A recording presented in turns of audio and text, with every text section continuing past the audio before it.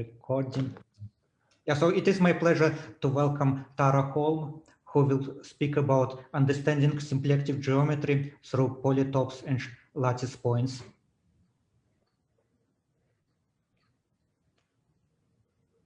Here to be together.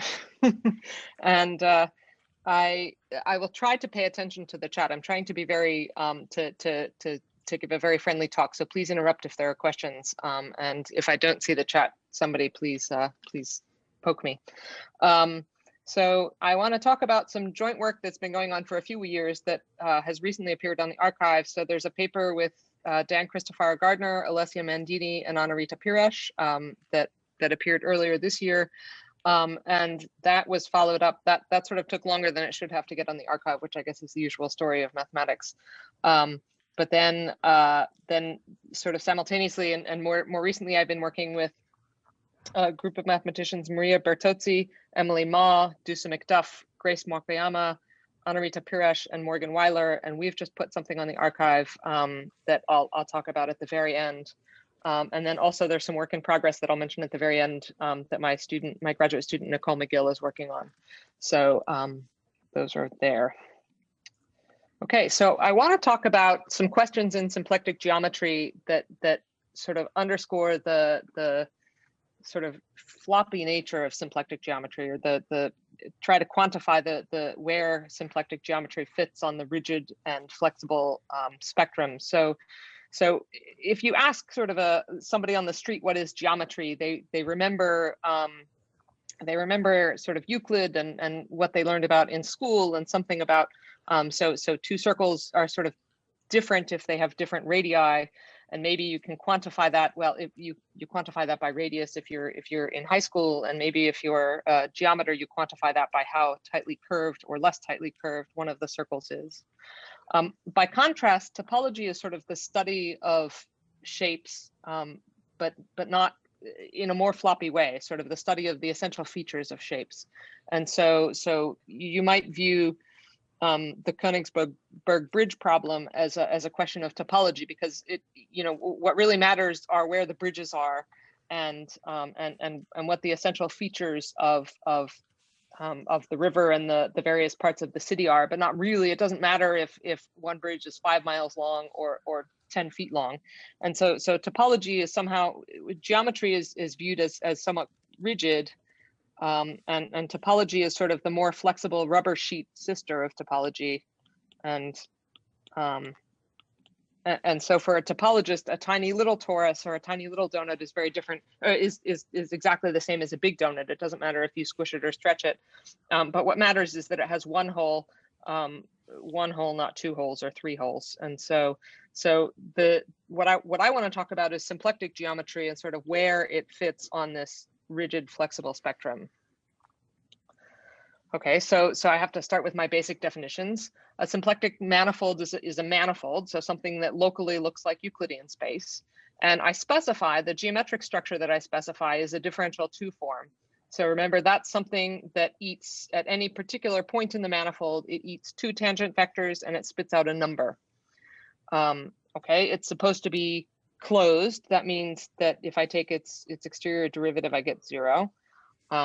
That's some global condition on the manifold, on the structure. And it's also supposed to be non-degenerate. So this thing is supposed to eat. It has two entries and it spits out a number. And non-degenerate means that at any point, well, I guess I'm supposed to specify the point, and I'm supposed to insert 2 tangent vectors. And I spit out a real number.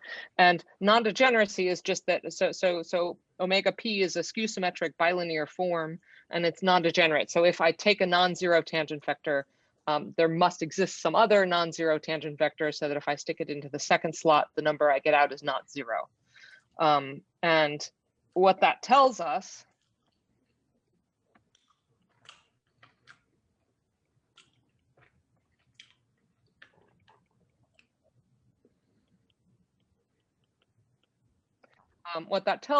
is, let's see, so there are a couple of things I can do. First, if I just want to find a basis of the tangent space at P, I can, as I do, I start with any non-zero vector, And then I do sort of a symplectic analog of Gram-Schmidt. I choose some other linearly independent vector that pairs non-zeroly with the first one.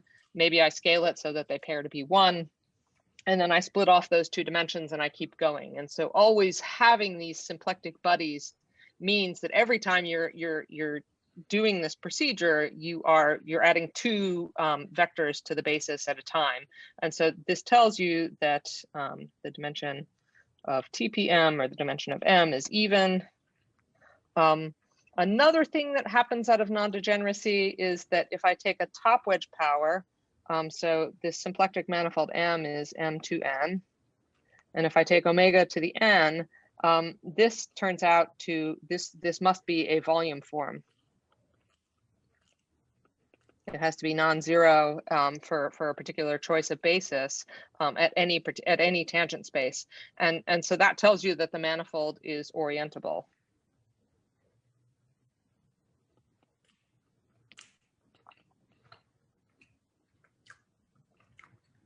And so if you're looking for examples of symplectic manifolds, well, first I've drawn some 2-dimensional ones. We have to be orientable, so things like the Klein bottle get thrown out.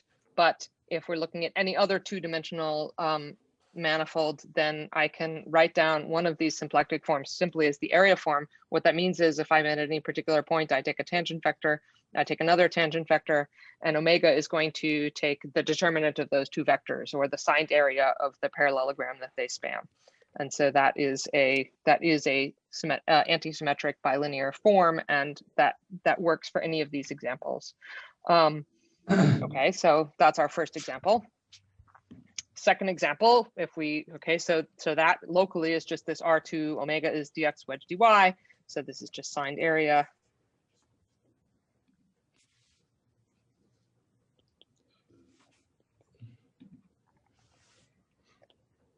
We can generalize that to R2n, and now what I'm doing is just taking for any 2 tangent vectors, which are just any 2 vectors in R2n. I take the area, I sort of look at the first 2 coordinates, and I take the determinant of those two.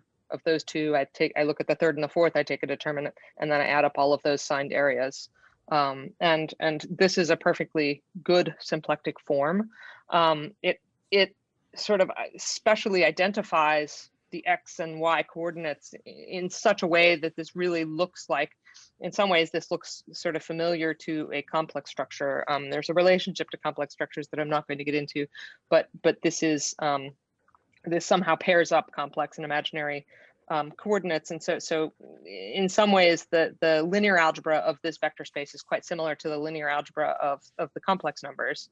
So thinking of this as Cn, and that's actually where the name symplectic comes from. So the word symplectic was introduced by Weil. It is a calque. A calque is a linguistic thing to do where you take a word that has roots in one language and you syllable by syllable translate them into a different language. Okay, so complex comes from Latin. Complexus. Com means together, plexus means graded, and if you translate that into Greek,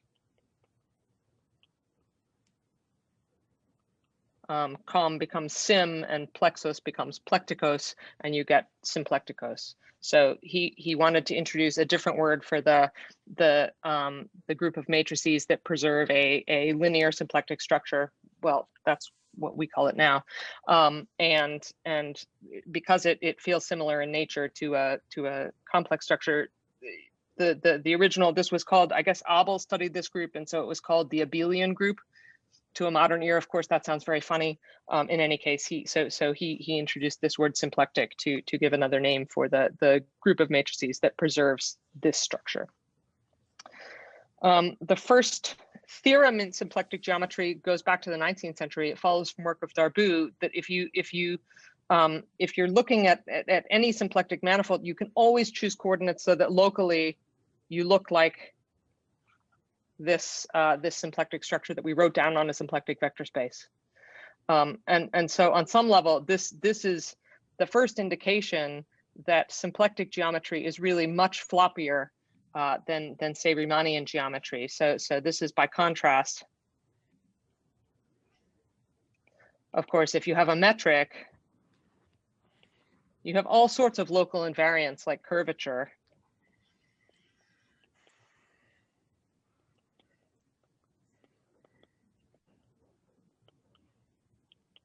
But in the case of a symplectic manifold, locally, there's really nothing to distinguish one local symplectic manifold from another. And so we have no local invariants. And what I want to talk about in this talk is some of the tools that we have to answer other types of questions. So the kinds of questions you might ask instead are, what is the global topology of a manifold? Is there anything, or what tools are, what can you say about global topology? And what can you say? One thing that, so we always know that locally these coordinates exist. Something that you might ask is, how, so we always have a little neighborhood where the symplectic form looks like this. You might ask, how big can you make that neighborhood?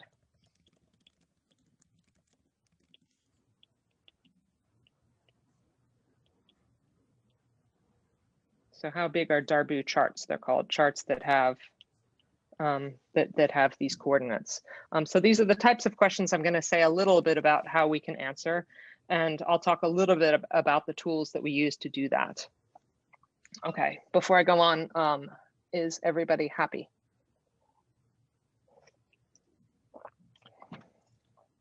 Okay, no chats, so I will assume yes. Yes, we're happy. Great. Okay, so some compact examples. That was just a sort of symplectic linear algebra warm-up. The first thing you think of, the first manifold you might think of, and we know it has to be even dimensional. We think, okay, so what about S2n? Well, it turns out if we have a 2 form on here whose top wedge power, so on any compact manifold, if the top wedge power is a volume form, let's see, so we have this omega, d omega is closed. So it potentially represents something in cohomology. And so the question is it exact? And if it were exact, Omega is closed. Sorry, omega, thank you. Omega is closed. Yes, thank you. D omega is 0. D omega is 0, omega is closed, and so is omega exact? Is omega d of something itself? And if it were, then what we would have is, so not only would omega be exact, but its top power would be exact. And so the integral over m of the top wedge power would be the integral over m of d of something. And then by Stokes' theorem, that would be the integral over the boundary of the something. And that, this, which should give us volume of m for a compact example, this would be 0 because a closed manifold has no boundary. So this, whoops, I was using Stokes here. And so in fact, this can't work except for S2, which we've already seen.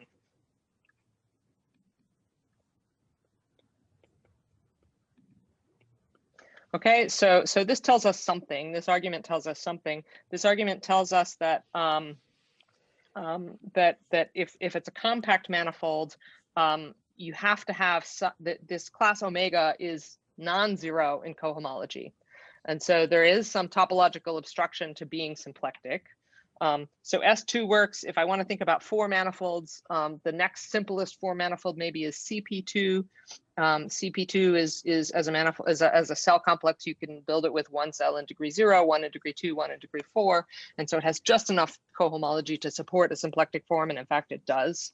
And more generally, CPN has a symplectic form, has a natural symplectic structure, and in fact in some ways it's unique. Some other examples coming from algebraic geometry, it turns out that Riemannians in complex space have natural symplectic forms, as do flag manifolds.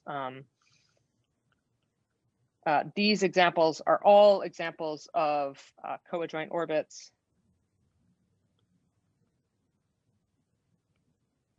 Of compact Lie groups.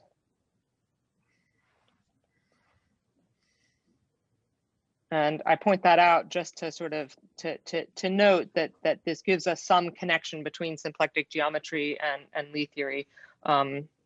you know, through these examples, many tools in symplectic geometry can be used to answer questions about them.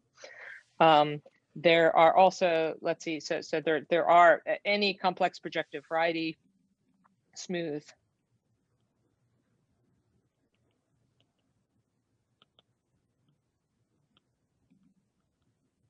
admits a symplectic structure coming from the Kähler structure. That includes toric varieties, which will make an appearance, sort of their symplectic, their smooth toric varieties, their symplectic version will make an appearance soon in the talk. And toric varieties, these are these varieties that are described combinatorially in terms of either their fan, if you're an algebraic geometer, or a polytope if you are a symplectic geometer. So I'll talk a little bit about how that happens. Okay, this isn't compact. I was supposed to be talking about compact examples, but there are also infinite dimensional examples. So there are,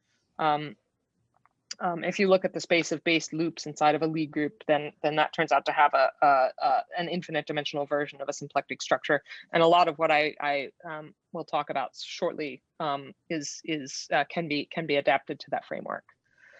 So all of this is just to say that there are a lot. There are some non-examples, but of course.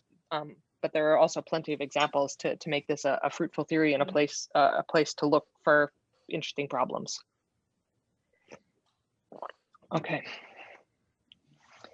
Another example is a moduli space of polygons. So moduli spaces in algebraic geometry often, so you have complex varieties that are moduli spaces, and you get examples. Polygon spaces are a particularly nice one because they have a very nice geometric description. So if you look at tuples of vectors that are in Euclidean space, if you constrain the length of the vector of each of the vectors, so this is, I have a list of n numbers, I constrain the length of each vector, and then I ask that those vectors fit together to form a polygon, so their sum is 0. I can take the moduli space of those. It doesn't matter to me if I take that polygon or the one that's over. Oh no.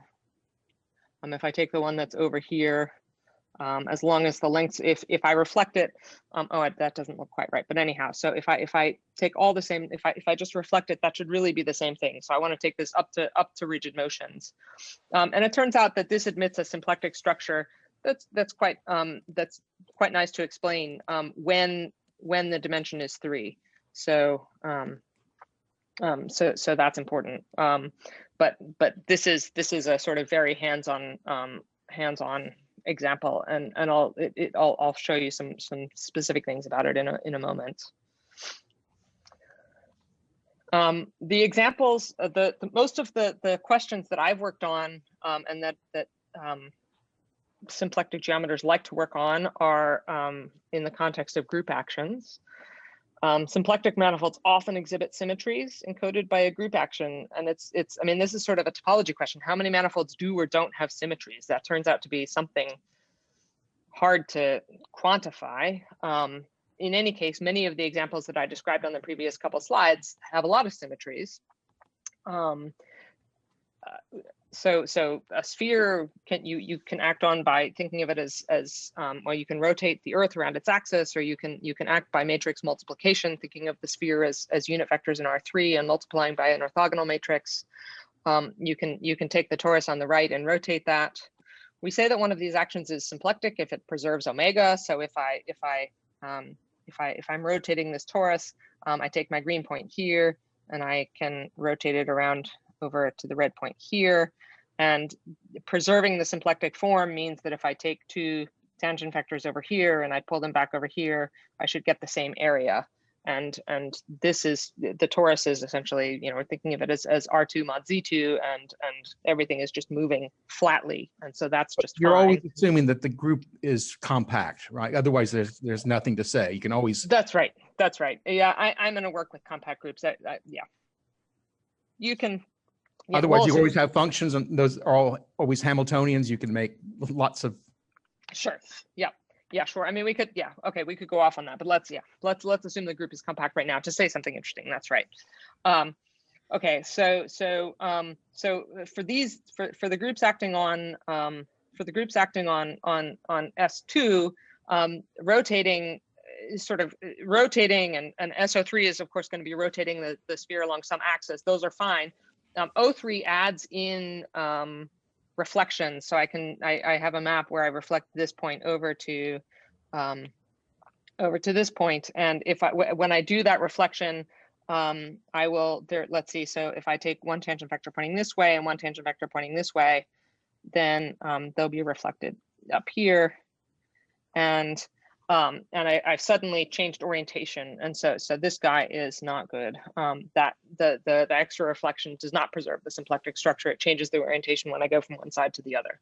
Okay, so fine. This is not all actions are symplectic, but that's fine. Being symplectic, let's see. So if you're symplectic, and maybe this gets into this question of whether the manifold is compact or not, or whether the group is compact or not. But if you have a group acting by symplectomorphisms, then you get lots of vector fields acting on M. You actually, for any element of the Lie algebra, you can define a vector field simply by looking at the one parameter subgroup that it generates. That's this. And then taking a derivative at any particular point.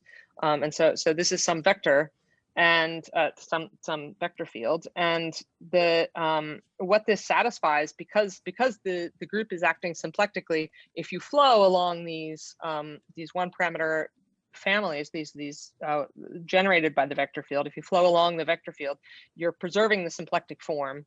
And what that means in terms of the differential geometry is that if I take the Lie derivative along the vector field xc of omega, this should be 0 because the symplectic form isn't changing along that flow. Now, the Lie derivative, if you remember from differential geometry, the Cartan formula gives you this nice formula. The Lie derivative along a vector field is the same as d contract along the vector field omega plus contract along the vector field d omega. And now we get to use the fact that omega was a closed 2 form, so that's 0.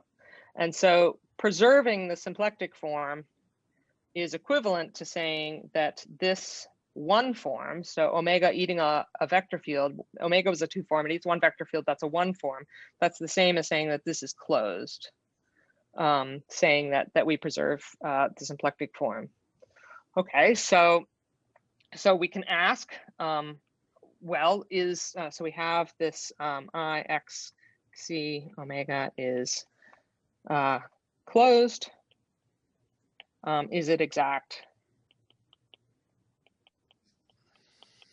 And we'll say it's exact if you have a Hamiltonian function. So if yes, and you have d of if omega of xc is d of something. And there's a little extra condition that the phi c can be chosen equivariantly. I'm not going to go too much into that, but that's a sort of global condition on the choice of all of the phi c's at once. Okay, so our example, this circle acting on S2, the vector field this is a one-dimensional group, so I only essentially have one parameter family. The vector field is tangent to the orbits, so my vector field in this case is d by d theta. Thinking of on S2, I have coordinates theta and h. So theta is angle around the z-axis, and h is my height or z direction. And in these coordinates, omega I can write as d theta wedge dh. And so omega of this x is just going to be dh, and that really is d of height. Okay, so I do have one of these Hamiltonian functions here. Are you also requiring that the association from C to this Hamiltonian function is linear? Like you're choosing? It is linear. Yes, that's hiding under here. This is right. If I scale C, I should just be scaling the function. This equivariant business, another way to say it is that the map from, I didn't talk about this. Well, there are other ways to say it. I don't want to get derailed by that, but yeah, that has to scale correctly. That polygon space that I was talking about has a really nice action. I haven't even told you how this is symplectic, but this has a really nice action. So these polygons, to be symplectic, I was living in R3.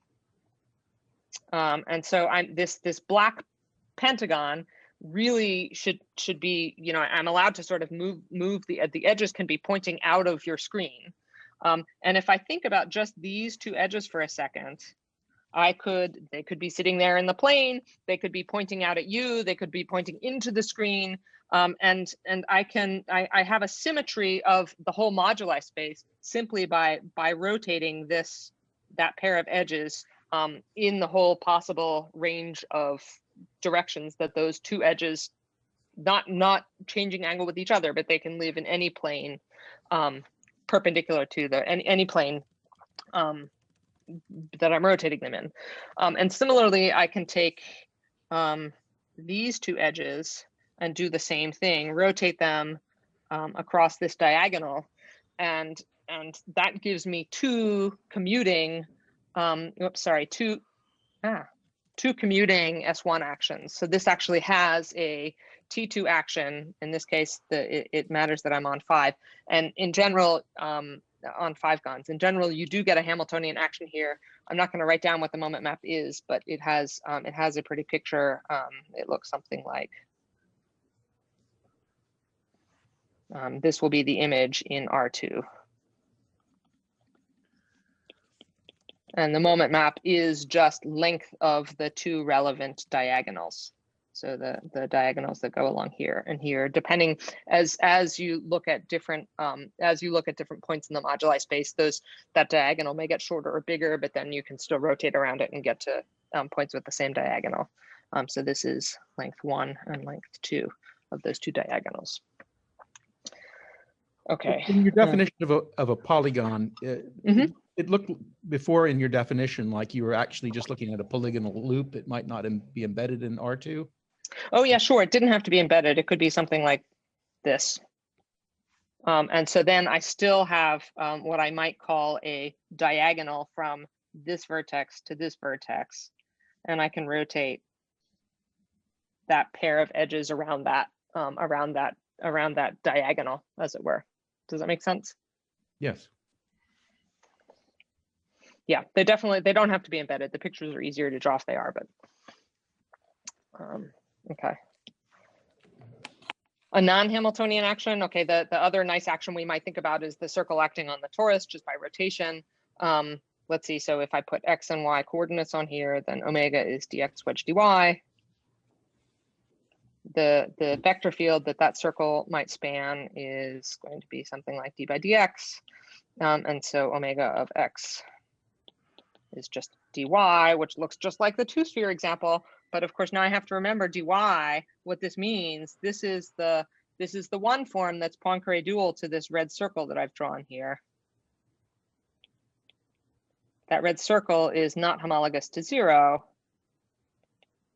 And so that is non-zero in homology, and dy is not an exact one form. And so this is not a Hamiltonian. There's no function that this is d of. Okay, so examples and non-examples. This Hamiltonian function says that we can always find these functions and combining these well, it's easy to say how they combine. So we get this moment map that goes from M to the dual of the Lie algebra. It takes a point to, let's see, so the dual is just maps from, G to R. And we're going to map some C to take this function phi xi and evaluate on the point P. Okay, so we put all of these Hamiltonian functions together and we get a single map. And the equivariance condition that I hand waved is just that this map should be equivariant with regard to the G action here and the coadjoint, the dual of the adjoint, which is just the derivative of conjugation over here. Okay, so that's the hand wavy, equivariance condition.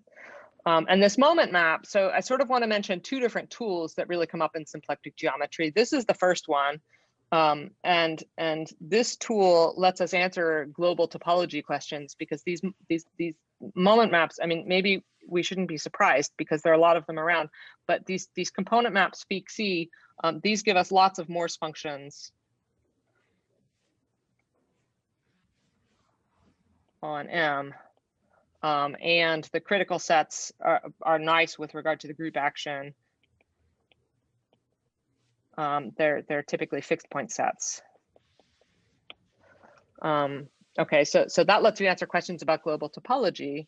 And sort of one of the a beautiful theorem that further describes the structure of these maps is the convexity theorem that was proved independently by Atiyah and Gilliman and Sternberg in the early 80s. They said that if your group is abelian, if you have Tn acting on M, oh my goodness, now I should say D because M was 2n, and D and N are related, but they don't have to be the same. If you have this and T and M are compact,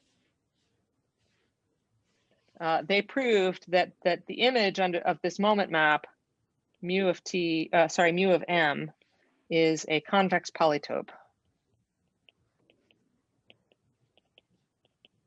And not only that, so this refines this notion that the fixed points are telling you something. So they prove that this is the convex Hall of the images.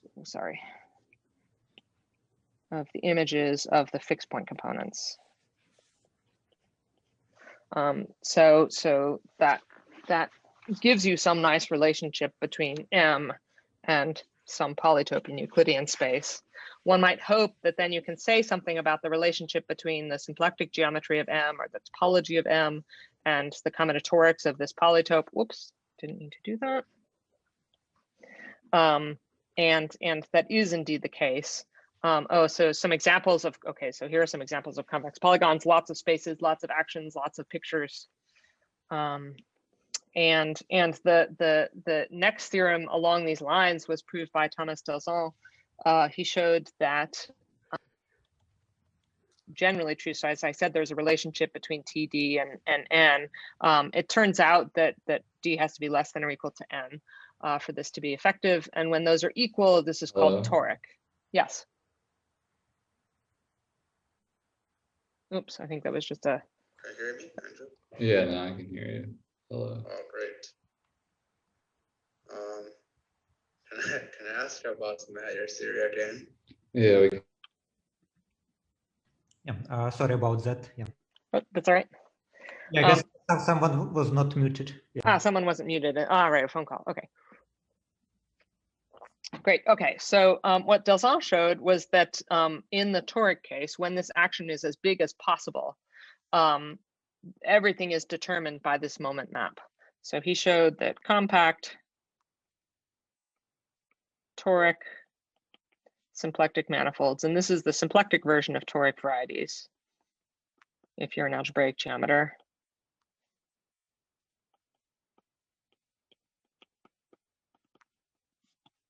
These correspond one-to-one with simple, rational, smooth polytopes. Okay, so those adjectives mean something.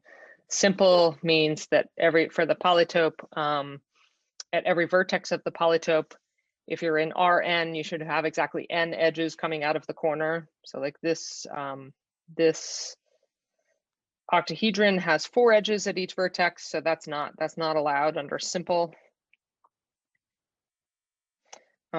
If, let's see, so rational means that the edges point in lattice directions. Smooth means that the edges coming out of any vertex form a lattice basis of the lattice. Okay, so these two conditions are some lattice Zn conditions. And let's see, so, oh, right, I can get rid of, this is like, that's not compact, it's not a polytope, it's some infinite thing. But all of the, oh, right, the lattice thing, this guy actually doesn't satisfy the lattice thing, because if you look at the top vertex, these two vectors don't z-span that middle vector. Okay, so this doesn't fall under this classification. And the beauty of this result is is really that it gives us some relationship between geometry, symplectic geometry maybe, or topology on the one side and discrete geometry on the other. And that theme is going to continue to play a role in the rest of the talk. I don't need the rest of this stuff, so we'll just skip that. So the other thing I want to talk about, so I want to change gears a little bit, although the toric varieties are going to reappear. I want to talk about another type of question that has been really of interest to symplectic geometers lately. And so this is trying again to quantify this, how rigid or floppy is this geometric structure that we're putting on our manifold. So the question is, and this is related to the question I mentioned when I was talking about the Darboux theorem. So when is there a symplectic embedding from one manifold to another? And the Darboux question, let's see, so if, for the Darboux question, we might ask, how big can the Darboux charts be?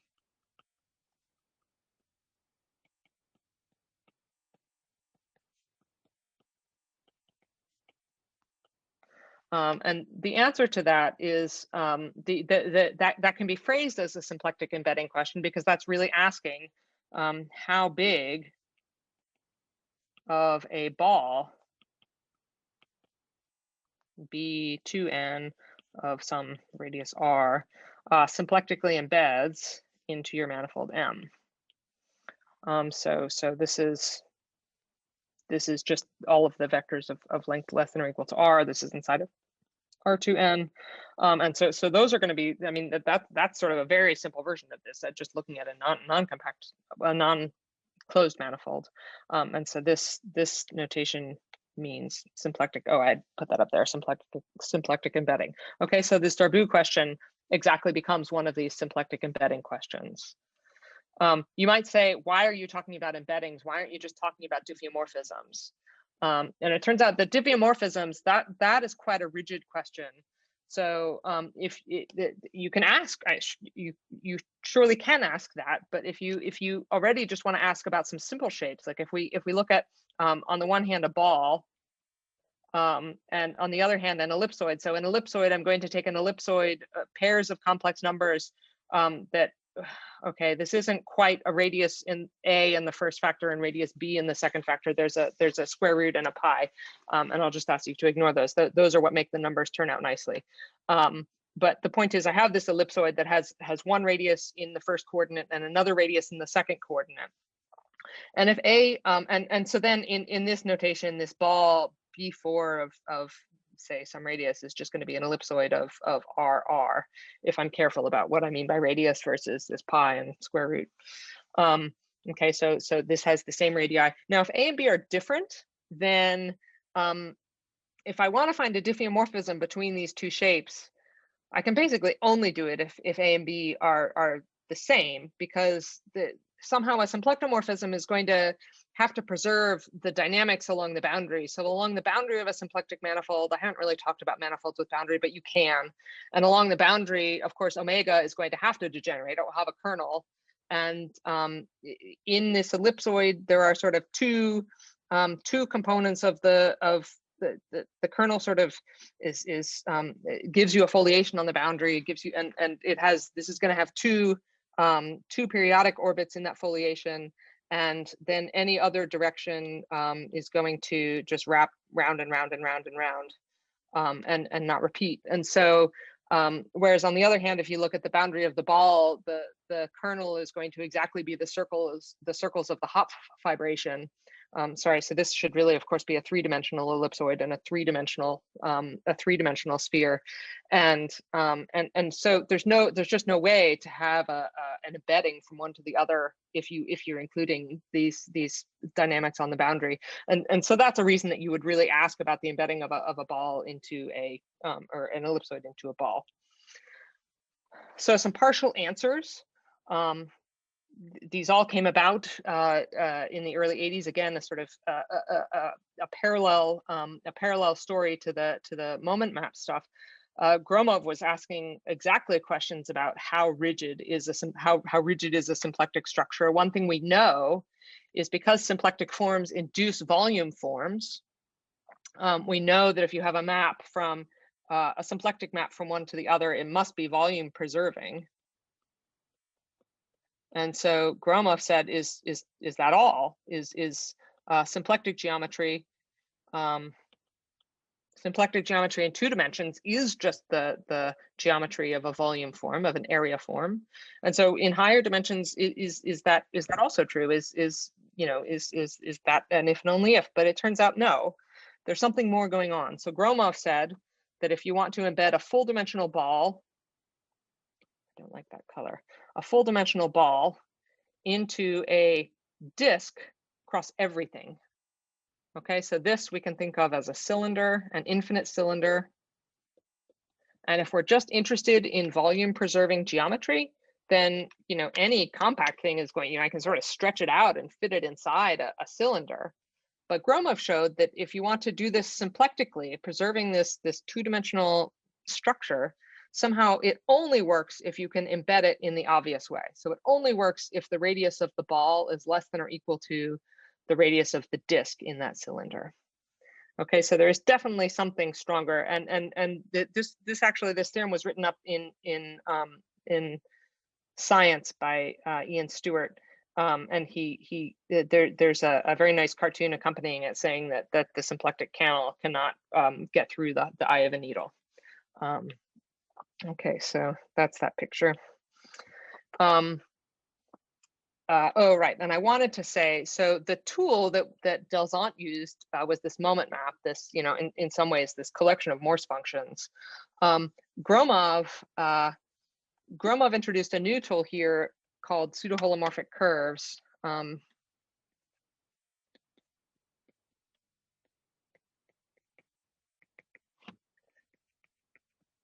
That you can use in a very beautiful way to guarantee that you have to satisfy this inequality if you're preserving the symplectic form.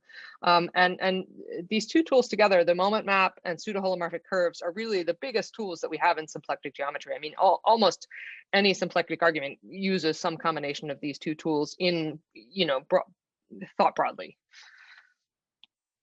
Okay, so some additional partial answers to these questions. Biran asked the question, if you are trying to find a symplectic packing, if you want to find a bunch of different Darboux balls that are fitting in all at the same time into a 4 ball. So it turns out that in 4 dimensions, a lot of these tools are very explicit and computable. And he proved that you can fill, well, of course, a ball fills itself completely. If you want to symplectically fill a ball with 2 balls, if you want to symplectically embed 2 disjoint balls into your ball, you can only fill half the neighborhood. For 3 balls, you can fill 3/4. For 4 balls, you can again fill the whole thing. And so you can fill these portions. For those of you who are familiar, a ball, you sometimes think of the ball as sitting inside of CP2, and that has moment polytope. A triangle sort of is the combinatorial representation of a ball, and you can sort of think about these questions of 2, 3, and 4. You can think about, okay, well, how can I fit triangles inside my triangle? And I have this triangle, and I have this triangle, and I have this triangle, and I can sort of see, it looks like I'm filling up 3/4 of the area, and that actually works. I mean, there is a way to make that make that precise. I mean, and then my 4th triangle, again, I sort of see, oh, it fits exactly. So these have very explicit descriptions in terms of moment polytope pictures, and then showing that these 2 are the best that you can do. That requires using some of these pseudo-holomorphic curves to give you obstructions.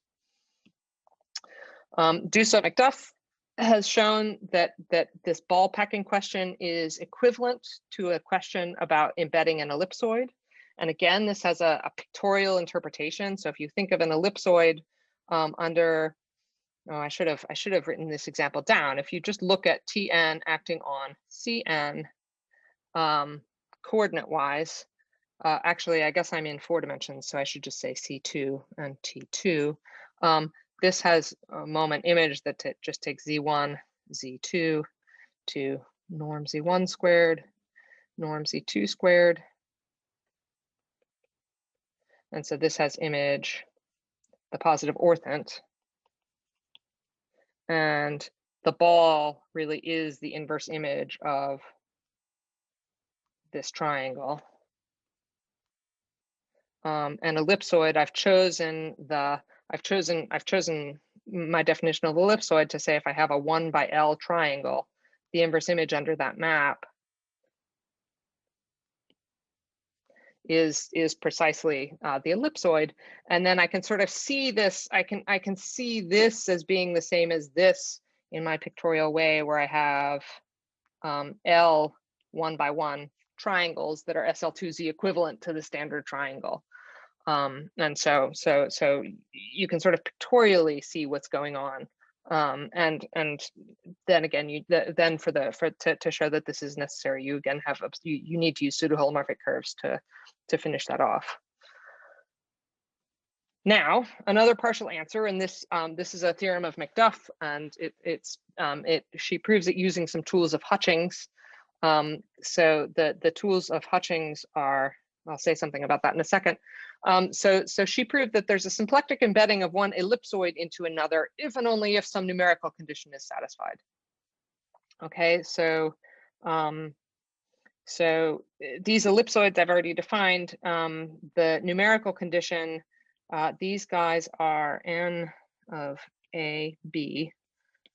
I take the list of all integer combinations, non-negative integer combinations of a and b, and I put these into I sort of flatten. This is a matrix, an infinite matrix, and I just flatten this. I put them in increasing order. Okay, so if I look at the numerical combinations of 1 and 4, say I can get 1, well, I get 0, I get 1, 2, 3. Those are the only way to get those is as a sum of 1s. 4 I can either get as 4 1s or a single 4. So I can get that in 2 ways. 5, 5, that goes on. Similarly, I can compute n of 2, 2. So I get 0 one way. 2 I can get either as the first 2 or as the second 2. 4 I can get either as 2 of the first 2, 1 of each, or 2 of the second 2. So that's 3 ways. 6 I can get 4 ways. Okay, I can't fit anymore. And if you just think about the combinatorics of these two lists, it always happens that the list below is strictly bigger than or equal to, term by term, the list below, the list above. So the bottom list is bigger than the others. And what this theorem of Macduff's says is that therefore we have an embedding of E14 into E of 2, 2. Okay, so this is saying that a very long, skinny ellipsoid somehow fits into a ball that is round but not so long in either direction. Okay, so that's some partial answer, and this answers in general. The tool here that Hutchings is responsible is called ECH. ECH capacities. ECH stands for embedded contact homology. And this is a very nice way to package a lot of the information that you get out of pseudo-holomorphic curves. Okay. And so Macduff and Schlenk went on to examine the question for any ellipsoid, if we want to embed an E1A into a ball. So A is varying. I guess the question is, let's erase this and try again. I'll define a single valued function C B4. So B4 refers to the ball of lambda is the inf over lambda such that, oh no, sorry, that should be an A. Okay, so if I have an ellipsoid, I want to know if I have an A, that gives me an eccentricity of an ellipsoid. When does E1A fit into B4 of lambda? What's the smallest such lambda that this fits? And this this function, they proved that this has graph.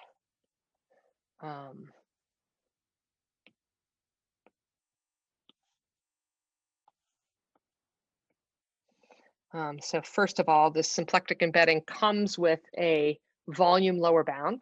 So we know that volume-wise, this ellipsoid had better be small enough to fit in there, and that gives you a lower bound that looks like a square root. And the part that I really want to focus on is what happens really at the beginning of this function. So what they showed, if we start at 1, there's a symmetry between smaller than 1 and bigger than 1. So we'll just start at 1, and a 1 ball fits into itself. A radius 1 ball fits into itself. And then it turns out that this function goes up for a while, hits somewhere, and then goes over. And this spot is this is saying that we have some embedding that exactly fits volume-wise, and this is exactly the E of 1, 4 fits into ball of radius 2. So this is height 2 now, and this is over at 4. And then they showed that again, it sort of has to go up for a ways and flat for a ways. The second flat for a ways is at height 5 over 2, and they keep going up. And the heights of these stair steps sort of accumulate at some certain point. There are infinitely many steps that accumulate at a certain point. The certain point is the golden ratio to the 4th power. The height is the golden ratio squared. And the golden ratio shows up because the heights of these steps are ratios of odd index Fibonacci numbers. So Fibonacci numbers, golden ratio, fine, you expect this. And so what's going on here is you have infinitely many obstructions that are sort of giving you these steps, and they accumulate somewhere. Okay, so where my work comes into this, and where many others' works come into this, if we change our target, so again we're looking at E of 1a symplectically embedding into some manifold X. There's this Fibonacci staircase that McDuff and Schlenk found. Following on to this, Frankel and Muller found a staircase where now my target, so here my target is a ball. Frankel and Muller did this for a 2-dimensional ball across a 2-dimensional ball. So here my picture is a triangle, here my picture is a square. Cristofaro, Gardner, and Kleinman found a similar staircase that has pretty combinatorics not associated to a known, to a known sequence. I mean, it was a known sequence, but it doesn't have a name like Fibonacci or Pell that you'll recognize. And they did this for E of 1a, symplectically embedding into E of 1 3/2. And it turns out it works only for that particular one. And more generally, you look at different targets. Okay, so that's a question you can ask, and that we have some tools to answer. So we can answer this for convex toric domains in many frameworks. So a convex toric domain is just an inverse under this moment map of some convex set. Okay, so here, this is the image of an ellipsoid. This is the image of a B2 cross B2 of different sizes. This is the image of something, and we just can take these level sets. In my work with Dan Christopher Gardner, Alessia Mandini, and Anarita Pirash, we showed that if you do have one of these infinite staircases, if you do have a sequence of these obstructions that accumulate somewhere, there's a very specific place corresponding to coming from the combinatorics of this picture. There's a very explicit place where the infinite staircase has to accumulate. And so this says, okay, if you're trying to figure out if there are, where you have, for what targets you have one of these, there's a place to look. Namely, look at the solution of this quadratic equation, and this pair squared over vol. Those are just combinatorial numbers that come from the shape that the shape of your target. Okay, and so here that solution A naught is here at this vertical line, and here we can see that the thing is an infinite staircase, and at the infinite staircase we prove that you have to be hitting the volume. So if you check your function just at this one for this one value of the ellipsoid, if you're above, that's it. There's no infinite staircase in that example. So this makes this problem more tractable. And so what did we do? We started drawing pictures. We started, putting this into Mathematica. This is by Dusa and Hutchings' work. This is just, these are for any shape you can compute it if you have enough time. So we would program it and go to lunch and come back, and our computer would give us some nice pictures like this. And we say, oh, this can't have one. These three potentially could. This one kind of looks like it has one. This one kind of looks like it has one. This looks like it's actually coming in horizontally, and in fact, this one doesn't have one, because you can either be above coming in horizontally or come in as a staircase, and that's what can happen. And so when you would, we'd come back from lunch, we'd stare at the graph, we'd go to the online encyclopedia and try to find our Fibonacci sequence or whatever. And some days you would find one and there's just one and you're like, oh, that's it. I found our new sequence. And one day we found this sequence, which is the numbered stops of the Market Frankfurt Rapid Transit Railway line in Philadelphia, which is definitely not the sequence corresponding to some nice mathematical expression. They're in the online encyclopedia of integer sequences, there are some old random sequences that Neil Sloan put in that were just sequences of random numbers that come up in the real world that are, okay, so that was not our sequence, but that is the connection to the Philadelphia subway. In any case, we proved that there are infinite staircases for these nice shapes. Some of these have sort of shown up before in the talk. So we have this was McDuff and Schlenk, that was the ball. This was Frankel-Muller. This was that 3-2 ellipsoid. And so 3 of these were known and the others are new, except they're new sort of like these 2 are the same. These are all the same. What matters is the sequence of integers that I've written below. If you might recognize these polygons if you're a discrete geometer. Those are polygons that have one interior lattice point. Okay, so what about the others? These guys, it turns out if you graph them, these don't have any. Okay, fine. Oh, I'm almost out of time, so I'm not even gonna, I'll tell you one word about the proof. The proof is just, I mean, to actually compute this, okay, so, Mathematica tells us here, these are the ones you should look at. And to actually compute it, what we have to do is we pin down some points and then use properties of the function. So we find embeddings at these corners. We show that there are obstructions at these corners, and then everything lines up just so beautifully that the function has to be what it is. Okay, so we find obstructions by these ECH capacities. That has to do with counting lattice points. We find the inner corners by actually finding embeddings by almost toric vibrations. This is some analog of Delzant polygons. These are more general integrable systems. And there's beautiful combinatorics about how you can transform from one to the other. And I'd happily talk about that if people are interested. But then we conjectured that these are the only ones. Okay, so that's, and then you might be surprised because I mentioned this other work and there's some work of Usher. He finds infinitely many and we have a finite list.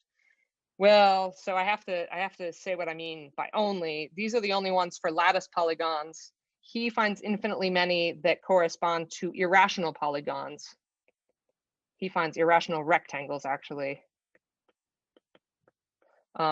And my recent work with Dusa and all of these other mathematicians is looking at the case of trapezoids of various sizes, and it's quite different from Usher's work. I mean, we sort of play around a lot, and we code to find some examples.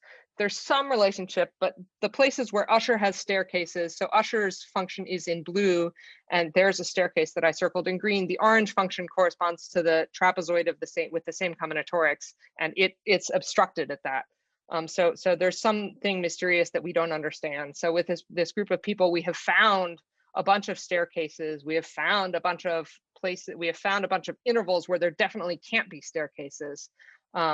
And there's some, again, beautiful combinatorics, but the truth is, and my student Nikki McGill has found staircases and obstructions, but the truth is that there's still much more that we don't know about exactly the structure of these, when these staircases happen and when they don't.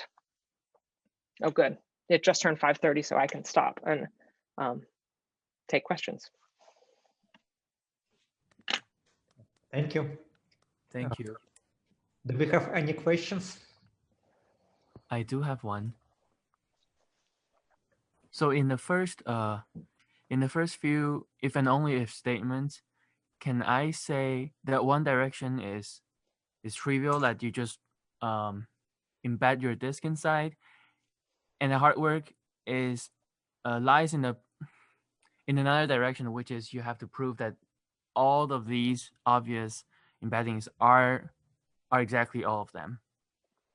Yeah, that is always the case. Like, so that, even starting with Gromov, it's clear if R is less than, the big R is less than or equal to the little r, then you can do the embedding just by inclusion. And so the hard work is always, and somehow when I drew these other pictures, finding the examples, there are often nice pictures you can draw to find the embeddings, and showing that they're optimal is the hardest part. And so that still holds true in these when you're trying to compute these staircase graphs. There are two actually in my work with Dusa and in my work with Dusa and Morgan and everyone and all of the people pictured here. The hard part, we sort of show that there have to be obstructions that look like they should work, and then the really hard part is showing that there's nothing that just sort of obstructs even more. So finding the obstructions, there are a lot of tools, and the existence of the obstructions in some ways goes back to work in the 90s of Lee and Yu on what the symplectic cone is for particular four manifolds. But again, that's always the hard work. I see. Thank you. Is there any direct interpretation of the meaning of these accumulation points? So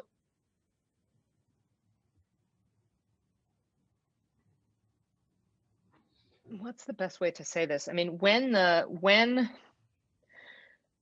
there is some relationship to sort of classical number theory. You know, the accumulation point when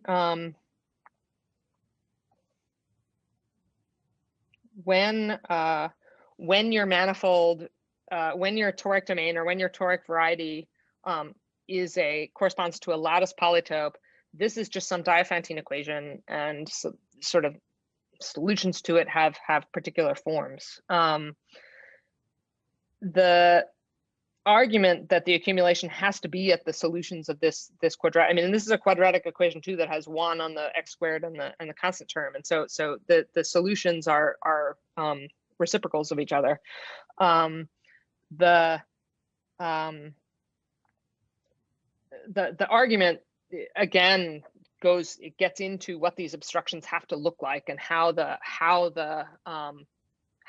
in order for the obstructions to sort of accumulate, how they have to how the numerics have to behave. So there is and I guess actually I should say, you know, in the when we haven't proved this conjecture that these are the only ones, but proving the ideas that we had towards proving the conjecture, which we describe a bit in the paper, exactly boiled down to thinking about how to translate questions about these polygons into some question in number theory, some about solutions to Diophantine equations, and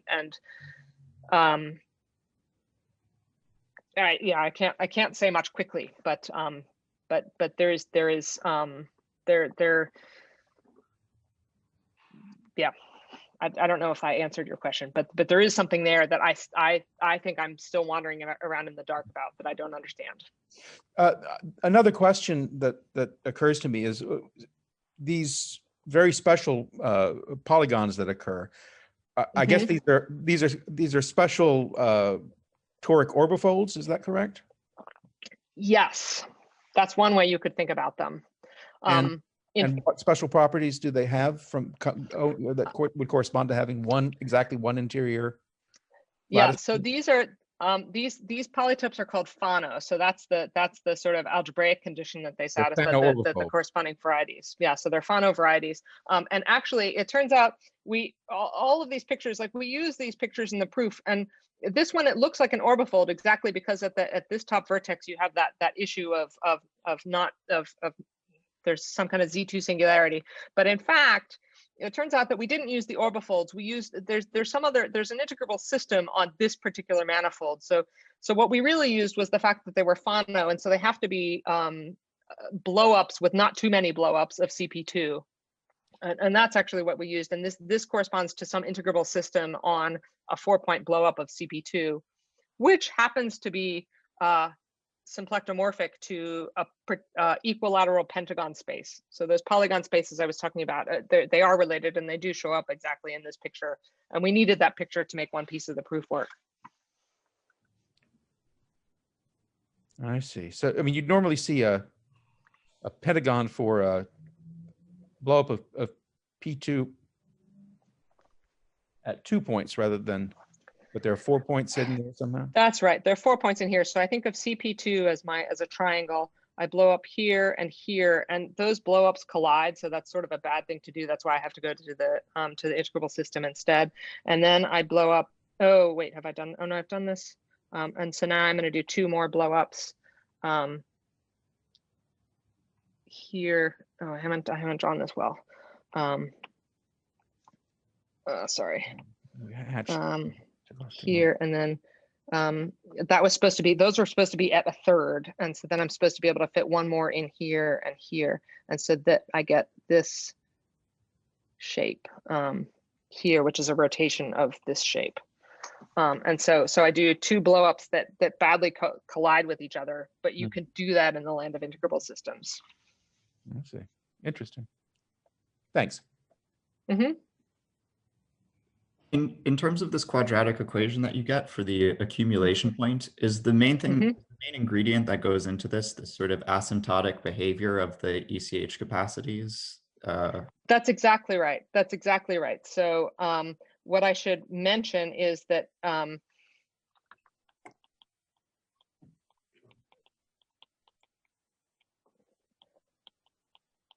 yeah, that's exactly right. And I should mention there's some really beautiful work. So most recently, I think there's a really nice paper of Ben Wormleighton.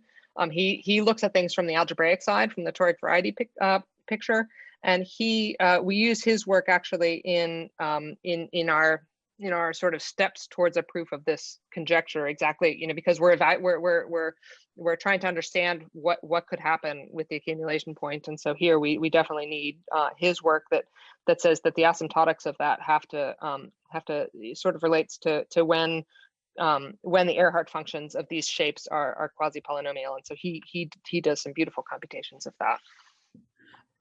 Another question just about sort of these obstructive points. So presumably each of these obstructive points that you get if you have an infinite staircase is realized by by one of these capacities, some CK. Yep. So yep. if so this correspondence between, so for each of these obstructive points, I can give you some index K. Yep, how many Ks am I seeing, and how many am I missing? Yeah, that's a really good question. So first of all, first of all, at any particular point, only finitely many of the CKs matter. Only finitely many of the CKs are going to give you an obstruction.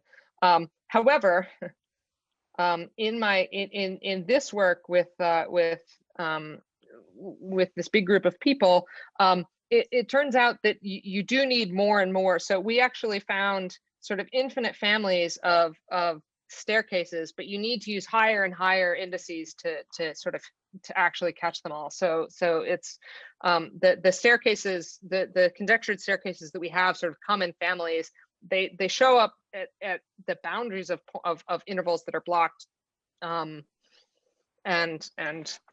we do spend a lot of time thinking about exactly which capacity you need. So we have some control, or we can quantify that in some ways. But but I guess that in general there are a lot of capacities which just don't see which don't contribute anything, like they're completely missed. Correct. Yep. Is anything known about the density of those in like the integers or something? I don't know. Okay, thank you. So this is all a 4-dimensional story. Has anyone tried it in higher dimensions? Yeah, so this is all 4-dimensional. Some of these things are known to stabilize. So you could ask just about these staircases. And so you could ask, instead of asking about this 4-dimensional question, you could ask, okay, but what if I want to embed E1A cross R2N into X cross R2N? And in fact, Dusa and Dan Christopher Gardner and Richard Hind showed that this Fibonacci staircase survives that stabilization. McDuff and Schlenk find some extra obstructions showing up after the accumulation point. Those disappear when you stabilize. I don't know what that means. I believe that this staircase is also known to stabilize, and we sort of conjecture that the other staircases that we found stabilize. I don't know anything about the infinite families, about the irrational ones. We haven't thought about that at all. And then I think that is pretty much the sum of what's known for higher dimensions. There's some reasons why higher dimensions are a little harder. If you want to consider a compact higher dimensional shape into another, when you're in 4 dimensions, these ball embeddings are equivalent to symplectic blowups. And in 4 dimensions, those symplectic blowups are well defined, and the sort of space of you can see what if you're going to blow up a ball of size of some size, or if you're going to embed a ball of some size, the space of all such embeddings is connected. And in higher dimensions, that doesn't happen. So the blowups are not well defined. And so these questions just are much more subtle, I think, sort of and the answers, I think, are going to be much harder. So some things are known, but not nearly as much as one might hope for what seems like a very basic question. Yeah, interesting. Thanks. There are, I should also say, I mean, this was all about embeddings of balls or ellipsoids.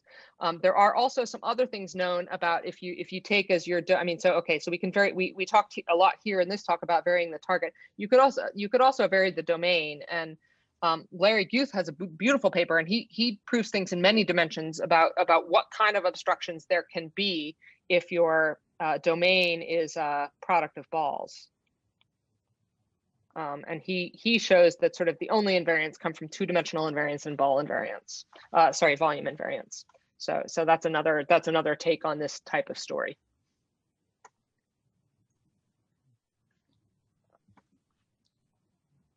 What about Gromov theorem? If one tries to generalize it, what should we expect?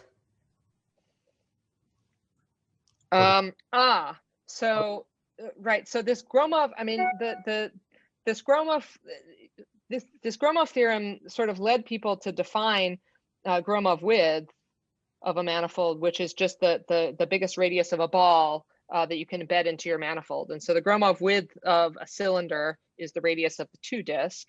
And a lot has been studied about the Gromov width of various compact manifolds. So a lot of things are known, for example, about all of those examples coming from Lie theory, coadjoint orbits. A lot is known in terms of the combinatorics of the Lie algebra about the symplectic size of the balls that you can embed. There are still lots of interesting questions there, and there, of course, there's beautiful. So here we were looking at toric things, and so the combinatorics coming up has to do with polytopes and polygons. There, the combinatorics is going to have to do with sort of Cayley graphs and Lie theory representations, and so that I think that looks like it should have some very interesting. I have no idea what answers to expect, but I would. There should be lots of really interesting questions there. Maybe I missed this, but could you say again what the symplectic form on the moduli space of polygons is? Oh, I didn't say it. So where it comes from, and this is also where the symplectic form on toric varieties comes from. So polygons is, in this case, I'm dividing out by SO3.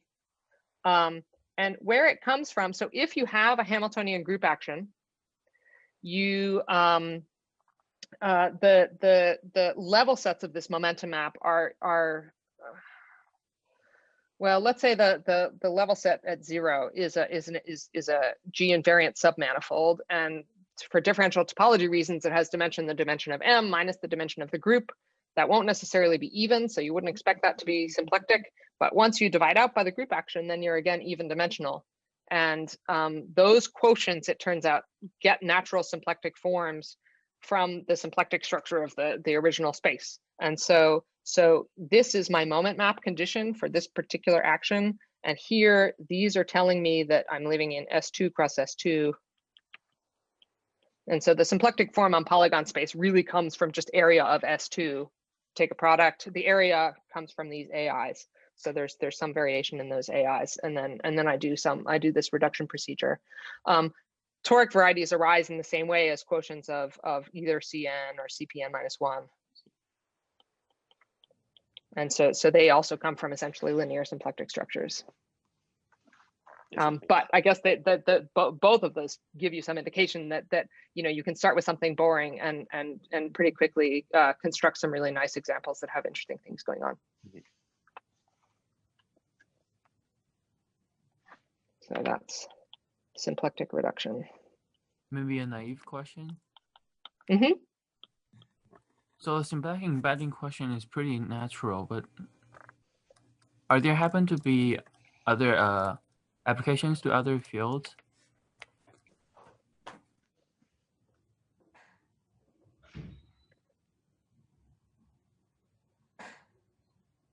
So there are certainly connections to other fields.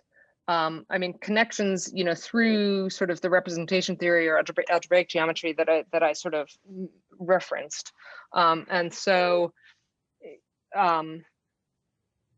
what I have seen at this point with these infinite staircases, I mean, there are some interesting combinatorial questions here, and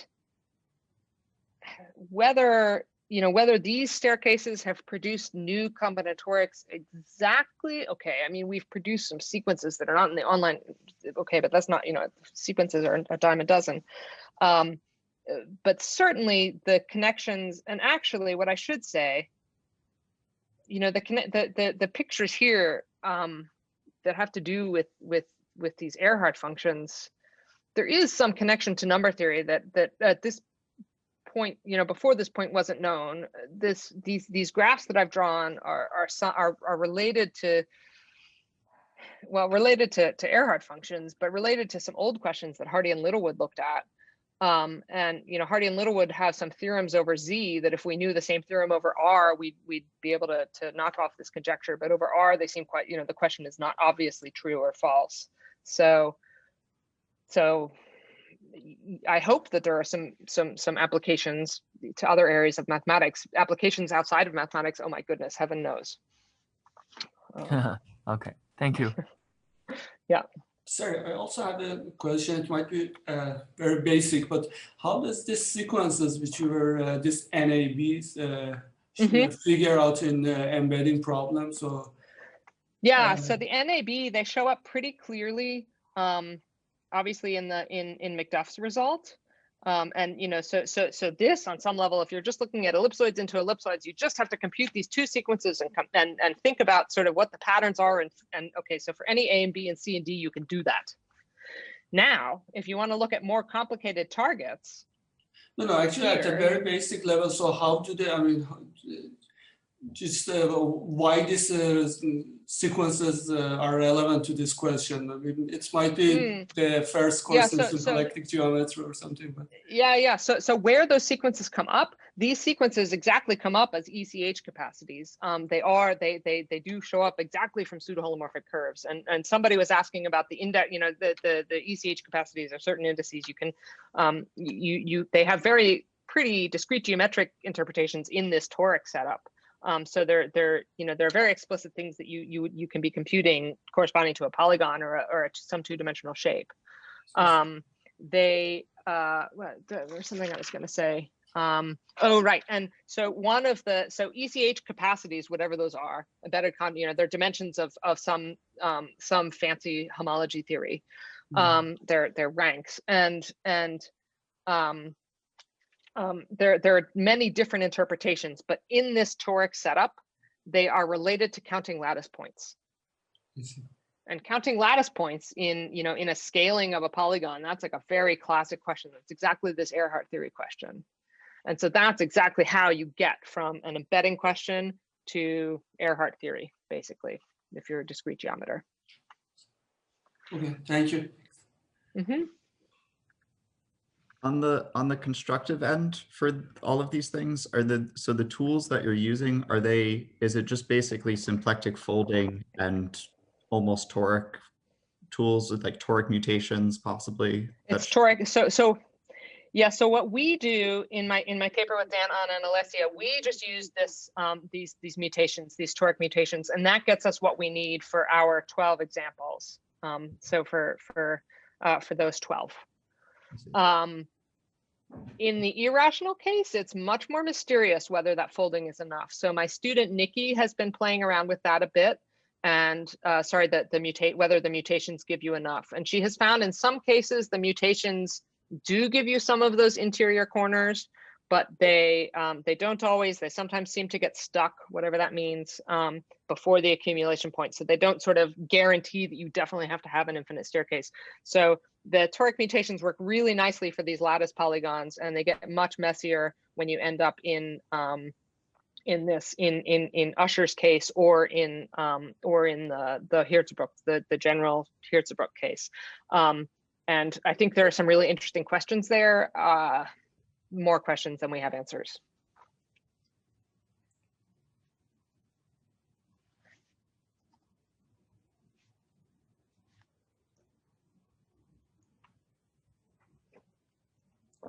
Okay, then I guess thank you for your talk. All right.